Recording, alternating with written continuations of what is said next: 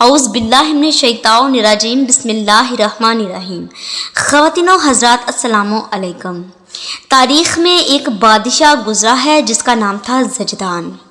ایک دن زجدان نے اپنے دربار میں ایک مشہور کاہن کو بلوایا اور آئندہ آنے والے حالات پوچھے۔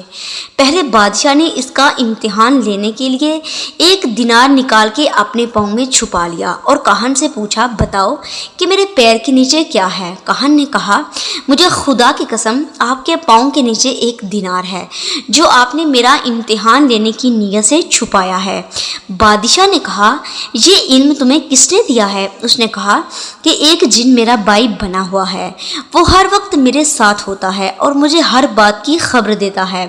بادشاہ نے کہا، جلدی کرو، مجھے بتاؤ کہ جب دنیا ختم ہونے والی ہوگی تو کیا ہوگا؟ کاہن نے کہا، جب نیک لوگ نہ رہیں گے، احکام الہی کی منافقت ہوگی، محبت ختم ہو جائے گی، حرام چیزوں کو مزیدار سمجھا جائے گا، اسلام کا نام رہ جائے گا، اختلافات بڑھ جائیں گے، فسادات عام ہو جائیں گے، ایک ستارہ دمدار عرب میں نمودار ہوگا، بارش منقطع ہو جائے گی، پھر اہل بربر زرد علم لے کر مصر میں داخل ہوں گے، پھر ایک شخص اولاد زہر سے خروج کرے گا، بہت سارے مرد قتل ہوں گے، عصمت دری عام ہوگی، پھر اولاد محمد میں سے ایک مہدی نام کا مرد ظہور فرمائے گا، نور ایمان سے دنیا منور ہو جائے گی اور ہمیشہ سکون ہو جائے گا۔